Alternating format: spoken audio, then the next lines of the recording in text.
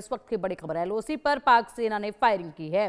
पाक चौकियों की ओर से रात भर फायरिंग की गई है। भारतीय सेना ने मुंहतोड़ जवाब भी दिया है। भारतीय सेना ने जवाबी कार्रवाई की है। सीमा पर तनाव लगातार बरकरार है। जिस तरीके से यहां पर पाकिस्तान की तरफ से नापाक हरकतें रुकने का नाम नहीं ले रहे हैं, जहां पाकिस्तान को सिर झुकाकर शर्मिंदगी का एहसास होना चाहिए, वहीं ये पाकिस्तान जो है वो अभी भी अपने गंदे इरादों को यहां मजबूत करता नजर आ रहा है। एलओसी पर पाक सेना ने फायरिंग की है। पाक चौकियों की ओर से रात भर फायरिंग हुई है। मुंहतोड़ जवाब जो है वो यहां से भी दिया गया है। भारतीय सेना ने भी मुंहतोड़ जवाब दिया है और अभी भी अपनी हरकतों से पाकिस्तान बाज नहीं आ रहा है। जिस वक्त पाकिस्तान को यह एहसास होना चाहिए कि कितनी गलती वो कर बैठे हैं, कितनी बड़ी भूल वो कर बैठे हैं, जहां पर पाक आर्मी को शर्मिंदगी से यहाँ सिर झुका लेना चाहिए, वहीं पर अब इन लोगों को ऑर्डर दिए जा रहे हैं कि लगातार फायरिंग करो, लगातार यहाँ पर जो है आगे बढ़ो युद्ध के लिए। ये किसके उकसावे पर आखिरकार पाकिस्तान कर रहा है, क्योंकि पाकिस्तान की हालत तो इस वक्त फिलहाल बेहद खस्ता है। बात की जाए टीटीपी की, बात की जाए बीएलए की, जिस तरीके से हालात वहाँ पर बने हुए हैं, तालिबानियों ने जिस तरीके से हालात वहाँ पर बनाए हुए हैं, ऐसे में उसके बावजूद पाकिस्तान जो है वो कहीं ना कहीं ये हरकत को अंजाम जो दे रहा है, इसके पीछे यहाँ बढ़ावा पाकिस्तान को जरूर मिल रहा है। मुनीर को जरूर यहाँ पर बढ़ावा मिल रहा है और उसी के बाद इस तरह की करतूतों को अंजाम लगातार पाकिस्तान दे रहा है।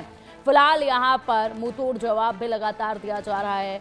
फायरिंग पाकिस्तान की चौकियों की तरफ से रात भर हुई तो इधर से भी जवाब जो है वो दिया गया है। जवाबी कार्रवाई जो है वो की गई है और इससे पहले प्रधानमंत्री मोदी यहाँ पर चेतावनी साफ तौर पर पाकिस्तान को दे चुके हैं कि कल्पना से भी परे आपको हिसाब देना होगा, बदला लिया जाएगा। यानी कि पाकिस्तान सोच भी नहीं पाएगा इस कदर जो है हिसाब चुकता किया जाएगा। इसके अलावा सिंधु संधि पर जिस तरीके से ये कार्रवाई हुई है उस पर भी तिलमिला रहा है पाकिस्तान। और चलिए अब अधिक अपडेट के लिए हमारे सहयोगी हमारे साथ जुड़ चुके हैं। हमारे सहयोगियों से तमाम अपडेट हम हासिल करेंगे। फिलहाल स्थिति कैसे बनी हुई है, पठानकोट का रुख करेंगे। पठानकोट से हमारे सहयोगी वरुण कुमार हमारे साथ है, पहलगाम से हमारे सहयोगी आशिक मीर हमारे साथ हैं और पाकिस्तानी दूतावास के सामने से आदित्य कुमार हमारे साथ है। सबसे पहले मैं रुख करना चाहूंगी आशिक मीर का। आशिक, रात भर पाकिस्तान के चौकियों की तरफ से फायरिंग की गई है, मुंहतोड़ जवाब इधर से भी दिया गया है।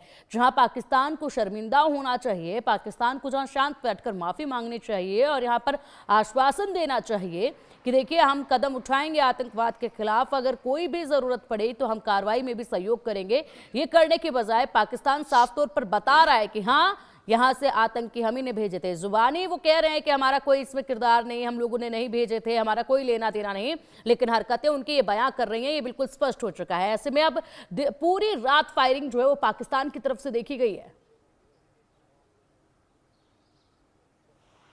देखिए बिल्कुल पिंकी, लगातार अगर हम जम्मू कश्मीर के सीमावर्ती इलाकों की बात करें जिसमें गुरेज सेक्टर, टंगडार और राजौरी, पुंछ सेक्टर्स की बात करें तो पाकिस्तान की तरफ से फायरिंग की गई और मुंहतोड़ जवाब यहां से भारतीय सेना के जवानों ने भी दिया। और जिस हिसाब से स्थिति बनती जा रही है, पूरा हाई अलर्ट किया गया है तमाम तर जितने भी सीमावर्ती इलाके हैं और लगातार चौकसी को जो है बढ़ा दिया गया है, क्योंकि पाकिस्तान की तरफ से लगातार इस तरह की हिमाकत जो है की जा रही है। फिलहाल आपको बड़ा अपडेट ये भी देते हैं कि लगातार जिस तरह से एंटी टेरर ऑपरेशंस पूरे जम्मू कश्मीर भर में चलाए जा रहे हैं और बांडीपोरा से भी एक बड़ा अपडेट ये है कि बांडीपोरा के कुलनार फॉरेस्ट एरिया में भी मुठभेड़ शुरू हुई है, जहां पर बताया जा रहा है कि 2 से 3 आतंकी दिखे, जिसके बाद सुरक्षा बलों ने इस पूरे एरिया का घेरा किया और घेरे के दौरान आतंकियों के साथ मुठभेड़ जो है शुरू हुई है। फिलहाल रुक रुक कर गोलियों की आवाजें जो है सुनाई दे रही है।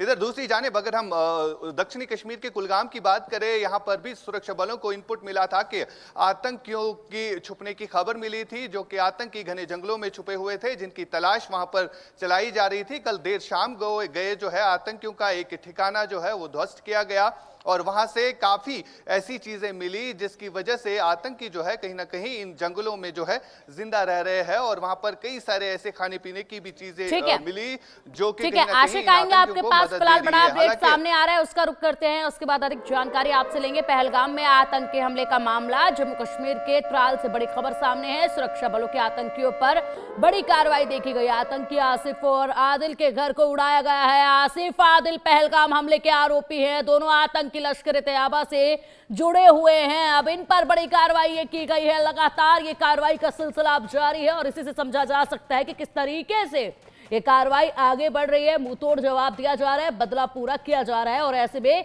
मुख्य कार्रवाई अभी होनी बाकी है। लेकिन यहां पर 2 आतंकी जिनके घरों को उड़ा दिया गया है, लगातार हमारे सहयोगी भी अधिक अपडेट के साथ बने हुए हैं। आशिक, जो बड़े अपडेट सामने आ रहे हैं, इन पर क्या अधिक जानकारी हासिल हो पा रही है ग्राउंड जीरो से? देखिए, बिल्कुल जिस तरह से लगातार एंटी टेरर ऑपरेशंस पूरे जम्मू कश्मीर भर में चलाए जा रहे हैं, कई सारे OGWs को अभी तक गिरफ्तार किया गया है, जिनको कहीं ना कहीं आतंकियों ने यह टास्क दिया था कि आप सुरक्षा बलों और सिविलियंस नॉन लोकल्स को टारगेट करें। और कल भी हमने देखा कि 4 ऐसे लश्कर तैयबा के हैंडलर्स जो कि आतंकियों को यहां पर मदद देते हैं, उनको गिरफ्तार किया गया और उनके कब्जे से भारी असला और गोला बारूद भी जो है बरामद हुआ है।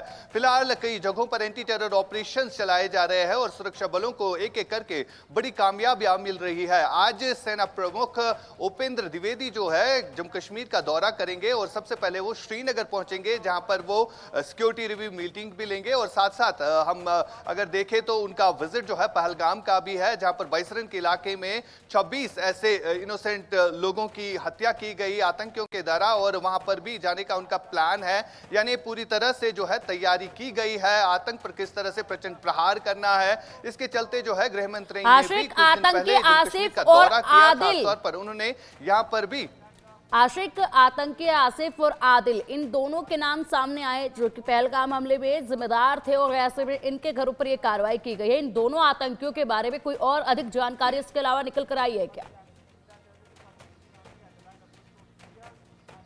देखिए, बिल्कुल जिस तरह से ये हमला हुआ उसमें बताया जा रहा है आदिल और आसिफ नामी ये 2 आतंकी है जो कि काफी टाइम से जम्मू कश्मीर में सक्रिय रहे हैं और इनके खिलाफ जो है अब कार्रवाई की जा रही है। और सबसे बड़ी बात यह है कि इनके ऊपर जो है अब पुलिस की तरफ से भी रिवार्ड रखा गया है, 20 लाख रुपए का इनाम भी रखा गया है और लगातार इनके ऊपर जो है अब कार्रवाई होती हुई नजर आ रही है। जिस तरह से लगातार यहाँ पर प्रॉपर्टीज को क्रूक किया जा रहा है, जो भी आतंकवाद को समर्थन देते हैं या आतंकवाद से जुड़े लोग हैं उनकी प्रॉपर्टीज को क्रूक किया जाता है, तो इसी तरह अब इनकी प्रॉपर्टीज भी जो है क्रूक होने वाली है। फिलहाल लगातार जिस तरह से सेना सुरक्षा बलों का साझा ऑपरेशन जम्मू कश्मीर भर में आतंकवाद के खिलाफ चल रहा है, तो इसके चलते जो है अब पूरे जम्मू कश्मीर में हाई अलर्ट भी घोषित किया गया है। ठीक है, अधिक अपडेट आपसे हम लेते रहेंगे। आशिक, आप बने रहिएगा हमारे साथ, पठानकोट का रुख करेंगे। वरुण हमारे सहयोगी अधिक जानकारी के लिए हमारे साथ जुड़े हुए हैं। वरुण, क्या कुछ पठानकोट से आप तमाम अपडेट्स दे रहे हैं? पिंकी जी, जैसे कि आपको बता दें कि 2 दिन पहले जो पहलगाम में हमला हुआ था उसके बाद जो है पठानकोट में काफी सुरक्षा बढ़ा दी गई है।